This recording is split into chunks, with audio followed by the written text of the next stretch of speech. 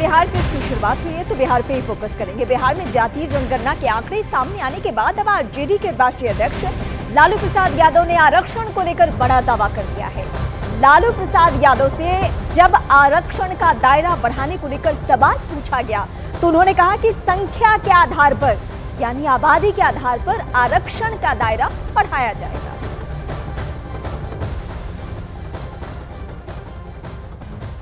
क्या रिजर्वेशन के दायरे को 50% कैप को बढ़ाया जाएगा?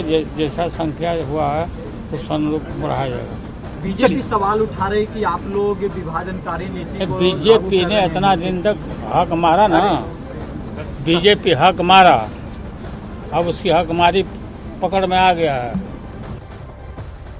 लालू यादव ने जिस आरक्षण की बात कही है, कल इसी बात को लेकर कांग्रेस नेता अभिषेक मनु सिंघवी ने सवाल उठाया था। अभिषेक मनु सिंघवी ने बाकायदा एक ट्वीट लिखा, जितनी जिसकी भागीदारी उसका उतना हक का समर्थन करने वाले लोगों को पहले इसके परिणामों को पूरी तरह से समझना होगा। इसका आखिरी परिणाम बहुसंख्यक बाद में होने वाला है। हालांकि बाद में कांग्रेस ने इसे अभिषेक मनु सिंघवी की निजी राय करार दिया और बाद में प्रेशर के बाद उन्होंने ये ट्वीट बाकायदा डिलीट भी कर दिया।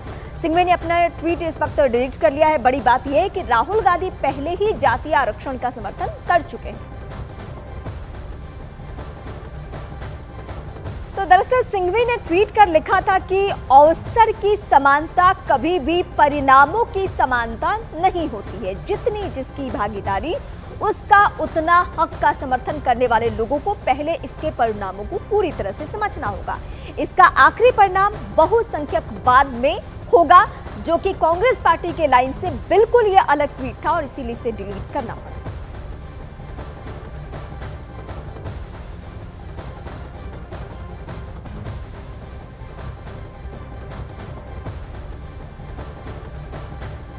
अब हम आपको बताते हैं कि अभिषेक मनु सिंघवी ने ट्वीट कर आखिर लिखा क्या था। तो सिंघवी ने ट्वीट कर लिखा था कि अवसर की समानता कभी भी परिणामों की समानता नहीं होती। जितनी जिसकी भागीदारी उसका उतना हक का समर्थन करने वाले लोगों को पहले इसके परिणामों को पूरी तरह से समझना होगा। इसका आखिरी परिणाम बहुसंख्यवाद में होगा। अभिषेक मनु सिंघवी ने यह ट्वीट किया। इसके बाद कांग्रेस ने यह कहा कि यह उनकी निजी राय हो सकती है, लेकिन कांग्रेस समर्थन करती है जातिगत जनगणना का।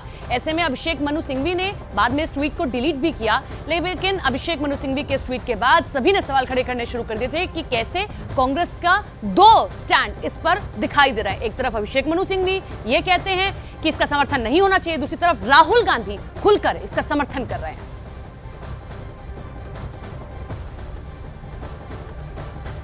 हालांकि इसके तुरंत बाद कांग्रेस नेता जयराम रमेश ने ट्वीट कर लिखा कि डॉक्टर सिंघवी का ट्वीट उनकी निजी विचार हो सकते हैं, लेकिन ये किसी भी तरह से भारतीय राष्ट्रीय कांग्रेस की राय नहीं है। ये कहा जयराम रमेश ने। उन्होंने भी ट्वीट की जो बातें लिखी है वो भी हम आपको बता रहे हैं। यानी कांग्रेस पार्टी के लाइन से बिल्कुल अलग ट्वीट किया था अभिषेक मनु सिंघवी ने और इसीलिए उन्हें बाकायदा ट्वीट डिलीट भी करनी पड़ी। बड़ी बात यह है कि राहुल गांधी का स्टैंड क्या है, तो आपको बता दें राहुल गांधी पहले ही जातीय जनगणना का समर्थन कर चुके हैं। राहुल ने लिखा था कि बिहार की जातिगत जनगणना से पता चला है कि वहां ओबीसी, एससी, एसटी मिलाकर 84% हैं। केंद्र सरकार के 90 सचिवों में सिर्फ 3 ओबीसी हैं, जो भारत का मात्र 5% बजट संभालते हैं। इसीलिए भारत के जातिगत आंकड़े जानना बेहद जरूरी है। जितनी आबादी उतना हक, ये हमारा प्रण है। जातीय जनगणना पर कांग्रेस में जारी दो राय को लेकर बीजेपी ने भी चुटकी ली है। तंज कसा है। बीजेपी नेता अमित मालवीय ने तो लिखा कि कांग्रेस ने अभिषेक मनु सिंघवी को अपना ट्वीट हटाने के लिए मजबूर किया, क्योंकि ये उन हैंडआउट से अधिक समझ में आ रहा था जो राहुल गांधी इन दिनों पढ़ रहे हैं। आप इसे तानाशाही कह सकते हैं, लेकिन राहुल की लोकसभा सदस्यता की विफलता के बाद कांग्रेस और डॉक्टर सिंघवी के बीच अविश्वास स्पष्ट है।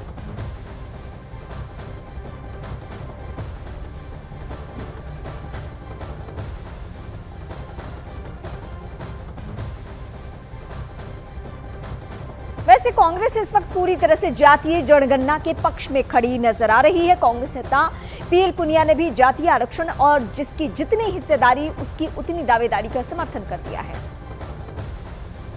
जनसंख्या के आधार पर भागीदारी हो।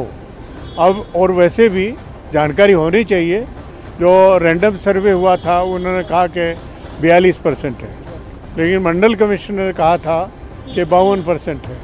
तो वास्तव में कितना है? अब बिहार में 63% ओबीसी का संख्या आती है, गणना आती है, तो बाकी जगह भी कम ज़्यादा जहाँ भी जितना भी होगा तो उसके हिसाब से वहाँ की राज्य सरकारें प्लानिंग कर सकती है।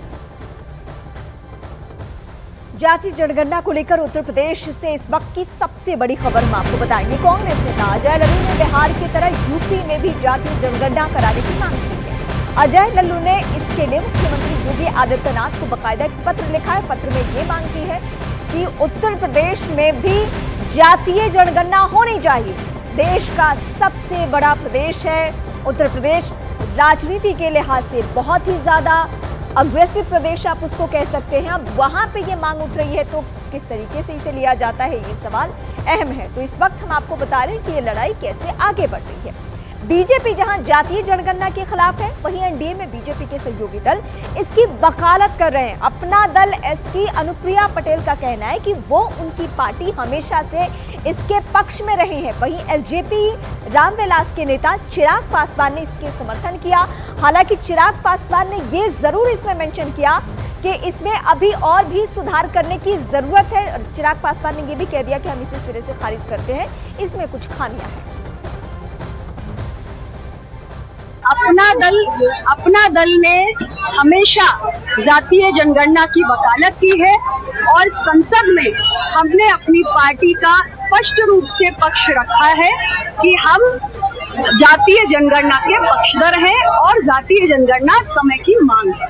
बिहार सरकार द्वारा जातीय जनगणना के आंकड़े जिस तरीके से सार्वजनिक किए गए हैं, ये बिहार सरकार की राजनीतिक महत्वाकांक्षाओं को दर्शाता है। इसमें जिस तरीके से जाति विशेष के आंकड़ों को बढ़ाकर दिखाया गया है और बिहार की ऐसे ही कई अन्य ऐसी छोटी जातियां हैं जिनके आंकड़ों को कम कर दिखाकर राजनीतिक लाभ उठाने का प्रयास किया गया। कई ऐसी अनुसूचित जाति जनजाति की छोटी जातियां हैं या पिछड़ा अति पिछड़ा वर्ग से आने वाली कई ऐसी अन्य जातियां हैं जिनके आंकड़ों को कम कर दिखाने का प्रयास अपनी राजनीतिक महत्वाकांक्षाओं को पूरा करने के उद्देश्य के साथ किया गया। बिहार में मंगलवार को सर्वदलीय बैठक बुलाई गई थी। इस बैठक में जातीय जनगणना के मुद्दे पर चर्चा की गई। मंगलवार को जातीय जनगणना के नाम पर मुख्यमंत्री सचिवालय में करीब 2.5 घंटे तक ये बैठक चली। इस बैठक के दौरान कई दलों ने आरक्षण बढ़ाने की भी मांग की, यानी आरक्षण का दायरा बढ़ाने की मांग की। वहीं मुख्यमंत्री नीतीश कुमार ने अधिकारियों को जातीय जनगणना के आंकड़ों का विश्लेषण करने के निर्देश दिए हैं। जातीय जनगणना के आंकड़ों का शैक्षणिक, आर्थिक और सामाजिक स्तर पर विश्लेषण किया जाएगा, जो कि मुख्यमंत्री ने दोनों ही अदालतों में यानी पटना हाई कोर्ट और सुप्रीम कोर्ट में यही आधार दिया था जातीय जनगणना के पीछे कि हम चाहते हैं कि आर्थिक और सामाजिक स्थिति पता चले। मुख्यमंत्री नीतीश कुमार ने अगले विधानसभा सत्र से पहले आर्थिक विश्लेषण का आंकड़ा जारी करने का आश्वासन दिया। सर्वदलीय बैठक के दौरान बीजेपी ने कुछ उपजातियों की अलग गणना करने पर भी सवाल उठाए हैं। कांग्रेस पार्टी ने जातीय जनगणना को बिहार सरकार की अच्छी पहल माना। वहीं AIMIM ने मुस्लिमों के आरक्षण के लिए अलग कंपार्टमेंट निर्धारित करने की मांग दोहराई है। बिहार में जातीय जनगणना के आंकड़े जारी होने के बाद अब आरक्षण का दायरा बढ़ाने की मांग एक सुर में उठने लगी है। खासकर ओबीसी वर्ग का हक देने की बात कही जा रही है, जिस पर बीजेपी ने विपक्ष पर बड़ा हमला बोला है। सूरज को ढांकने की कोशिश करना, अच्छे कामों पर कोई कोशिश करना कि लोग उस जनता तक ना पहुंच पाए, ये संभव नहीं है। पिछड़ों के मामले में पहला पिछड़ा प्रधानमंत्री देने वाली भारतीय जनता पार्टी आज मोदी जी हैं।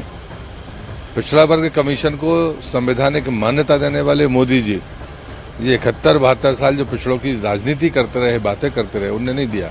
आप हमारे मुख्यमंत्रियों की सूची उठाइए, प्रधानमंत्री का मैंने नाम लिया ही है, और पिछड़ा वर्ग कमीशन की जो बात है उसको संवैधानिक मान्यता नरेंद्र मोदी जी ने दी है।